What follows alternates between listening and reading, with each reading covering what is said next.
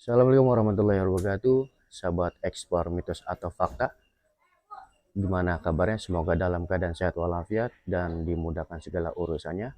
Pada kesempatan hari ini kita kedatangan tamu yang ingin menceritakan misterinya, yaitu ada Teh Nada. Teh Nada, gimana kabarnya?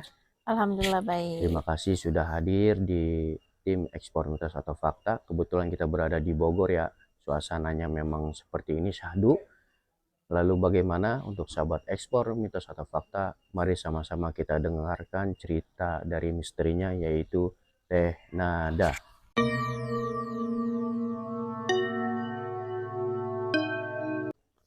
Penonton-penonton yang akan ingin menjadi santri ataupun nanti anaknya yang akan di pondok ya kan, jangan terlalu berpatokan dengan cerita ini karena pasti di tempat-tempat lain pun ada sebenarnya. Karena kita itu hidup berdampingan dengan mereka. Jadi ada sebuah pengalaman dari saya dan juga pengalaman adik saya yang sampai saat ini tuh ada sebuah pertanyaan, siapa itu dia gitu. Plot pertama itu pada saat itu kejadiannya itu saya ketika itu saya kelas 1 SMA. Kelas 1 SMA itu saya jadi ketua kamar. Yang mana ketua kamar ini itu tidak hanya meng-cross check ataupun melihat-lihat apakah sudah dipiketin ataupun belum, tapi juga menegur. Nah, sayangnya di situ pun juga saya sebagai ketua ekskul, yang mana ekskul tersebut ini ingin tanding. Nah, ingin tanding ya mau nggak mau saya juga harus harus mengecek teman-teman saya apakah latihan mereka sudah selesai ataupun latihan mereka udah baik atau enggak. Nah, sayangnya karena saya lebih memilih untuk ekskul saya, jadi kamar ini pun agak terlupakan. Nah, udah agak terlupakan, ya kurangnya inisiatif lah dari teman-teman saya. Yang seharusnya piket kamar mandi itu dalam 1 minggu itu bisa 3 kali, sedangkan ini tuh piketnya itu 1 kali.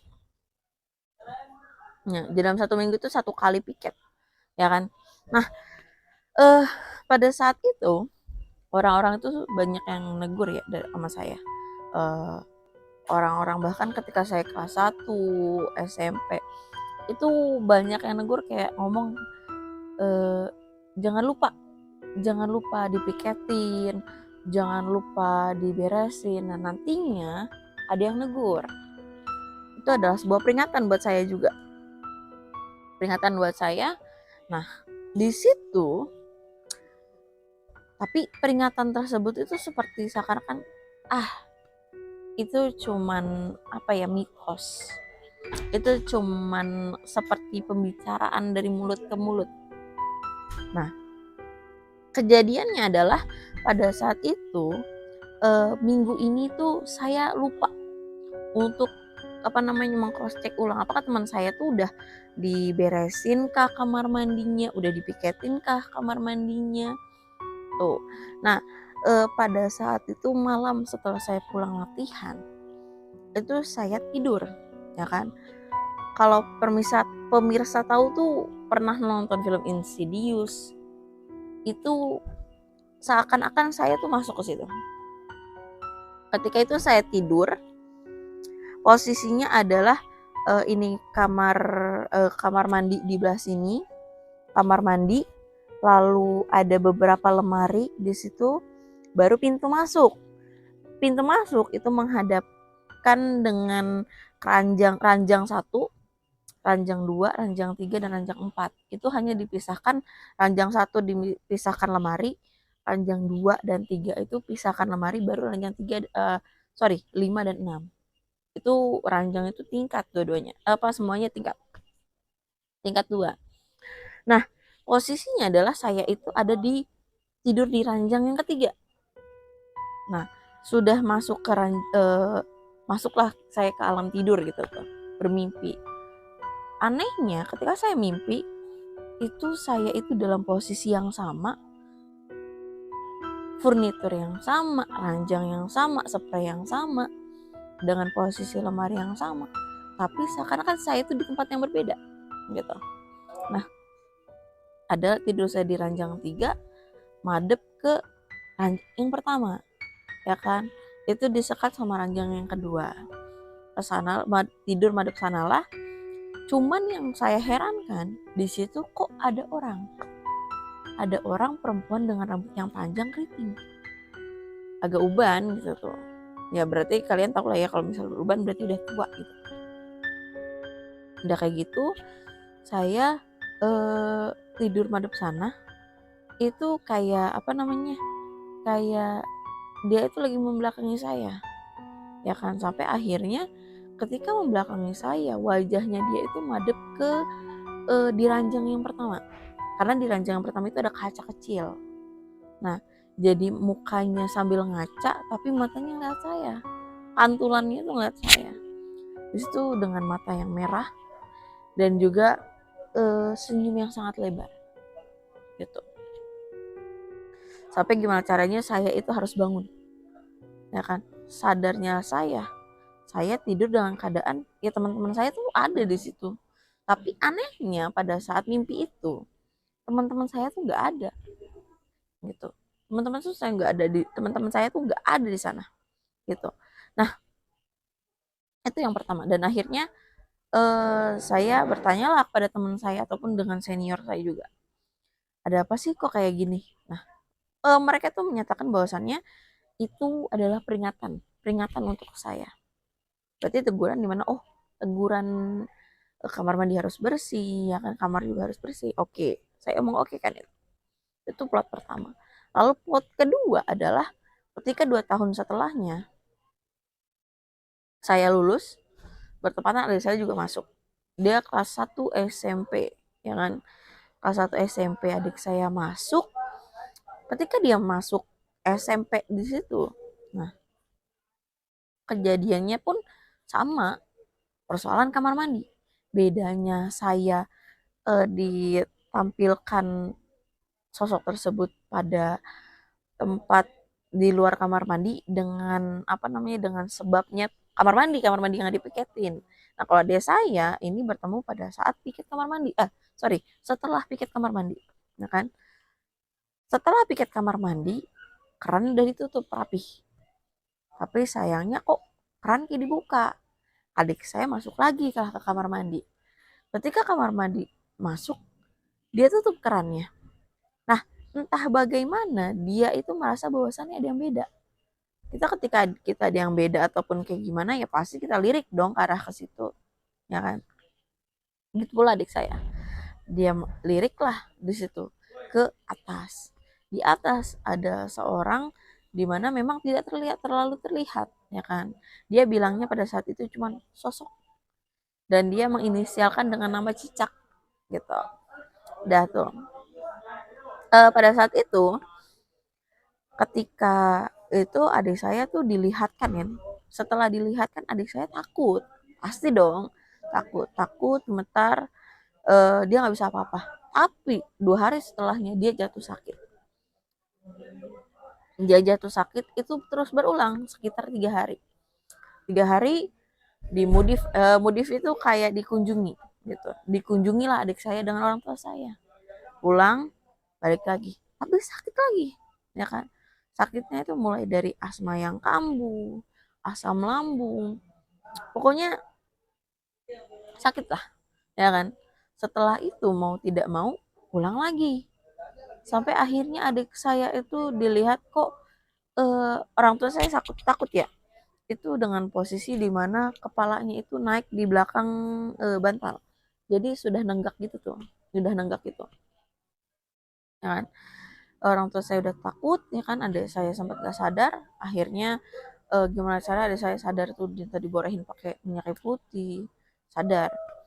Setelah itu dibawa pulang, ternyata orang tua saya mengambil keputusan bahwasannya udah bawa pulang aja adik saya, ya kan. Adik saya dibawa pulang ke rumah, ya kan.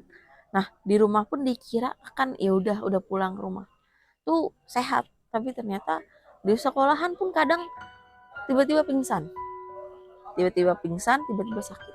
ya kan. Sampai akhirnya orang tua saya pun coba lah check up jantung, apakah dia kekurangan vitamin D, dan itu normal. Kecuali vitamin D memang dia agak menurun, makanya imun dia tuh sering turun gitu. Nah, setelah itu adik saya setelah itu ada di mana adik saya di rumah dan nenek saya pun di rumah, ya kan. Bapak saya lagi keluar kota.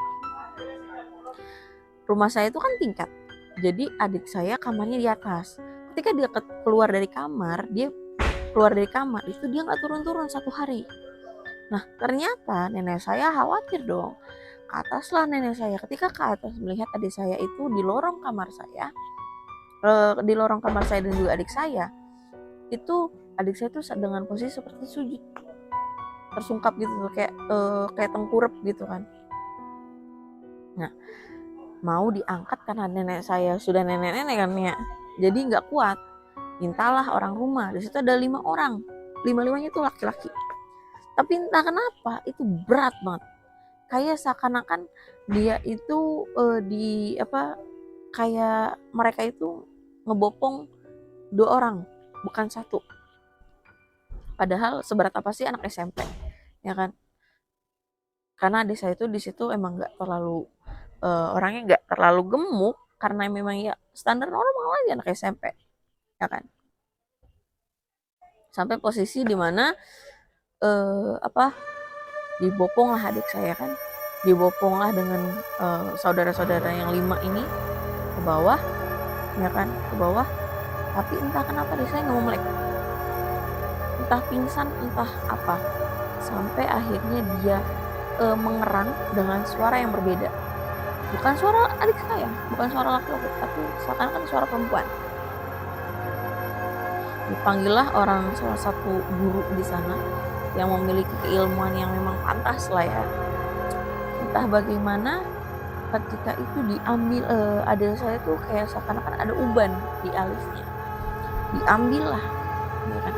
Ketika diambil, kenapa ubannya ini panjang banget gitu. Setelah itu pengobatan mulai ruqyah, pengobatan medis pun juga sama, pengobatan keimanan pun juga sama, religinya itu juga adik saya lakukan.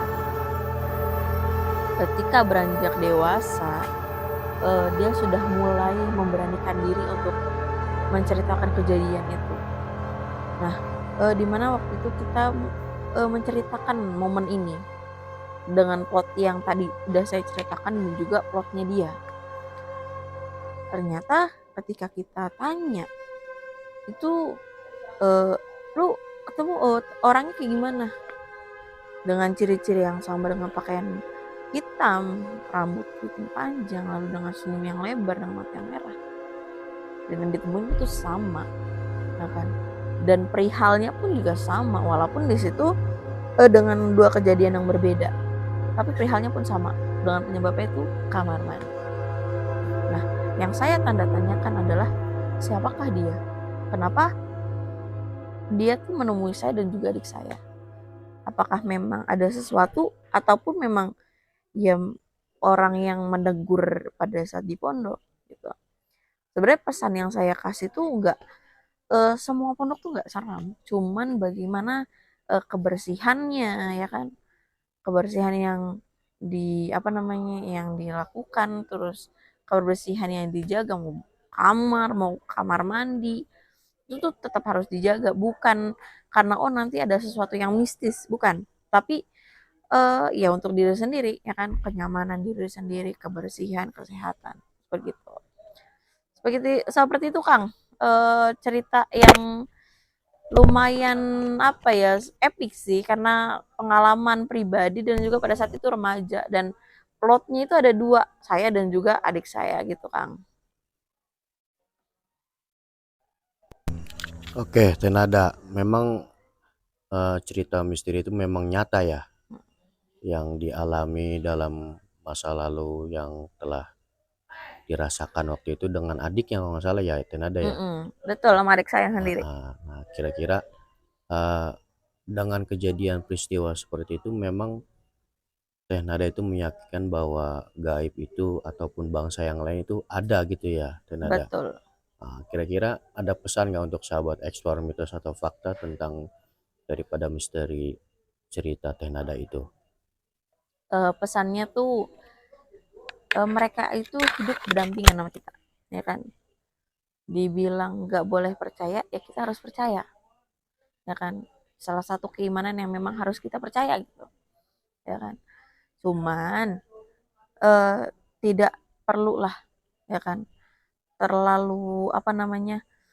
Terlalu dianggap benar-benar, oh ini sebagai malapetaka, ini sebagai tanda keburukan. Jangan. Ambil baiknya, ambil buang buruknya.